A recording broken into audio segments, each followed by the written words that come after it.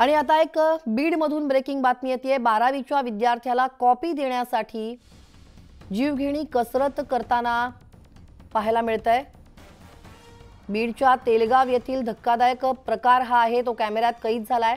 सरस्वती माध्यमिक आणि उच्च माध्यमिक विद्यालयात महाविद्यालयामध्ये 12वीची परीक्षा सुरू आहे। आज 12वीचा पहिला पेपर आहे आणि विद्यार्थ्यांना दुसऱ्या मजल्यावरती कॉपी पुरवण्यासाठी काही तरुण हे खिडकीवरून छतावर चढण्यासाठीचा प्रयत्न करताना दिसतात। कॉपी मुक्त परीक्षा घेण्यासाठी जिल्हा प्रशासन एकीकडे प्रयत्न करत असतानाच मात्र कॉपी पुरवण्यासाठीची ही धडपड या दृश्यांमधून दिसतेय। कॉपी बहादरांवरती कारवाई करावी अशी मागणी आता होतीये। याविषयीचे अपडेट घेऊयात आमचे प्रतिनिधी सुरेश जाधव यांच्याकडून। सुरेश, हा धक्कादायक प्रकार आहे, कॉपी देण्यासाठीची ही जीवघेणी कसरत आपण पाहतोय। बीड जिल्ह्यामध्ये जवळपास 41,000 विद्यार्थी हे परीक्षा देतात आणि त्यासाठी 102 परीक्षा केंद्र आहेत।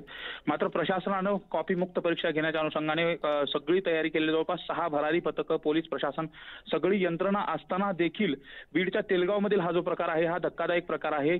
दुसऱ्या मजल्यावरती खिडकीवरून चढण्याचा जे तरुण प्रयत्न करतायत आणि त्यामध्ये जर एखादा निसटला तर खूप मोठा अपघात देखील घडू शकतो। पोलीस प्रशासन त्या ठिकाणी आहे, त्यांना पिटवण्याचा देखील प्रयत्न करत आहे। मात्र अशा पद्धतीने कॉपी देण्यासाठी जी जीव धोक्यात घालून प्रयत्न केला जातो ते अतिशय धक्कादायक आहे।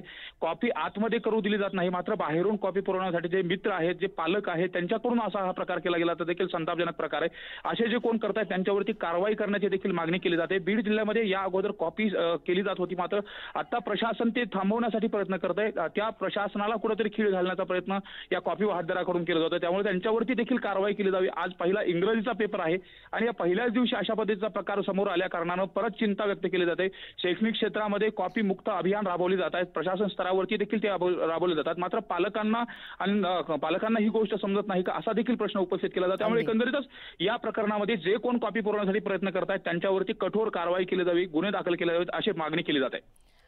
अगदी सुरेश, धन्यवाद या सविस्तर तपशिलासाठी। तेव्हा आपण पाहतोय 12वीच्या परीक्षेमध्ये कॉपीचे प्रकार हे सुरू असतात, मात्र बीड जिल्ह्यातला हा धक्कादायक प्रकार दिसतोय। कॉपी मुक्त अभियान एकीकडे प्रशासन राबवताना दिसतंय, पण दुसरीकडे हा धक्कादायक प्रकार बीडमध्ये घडतोय।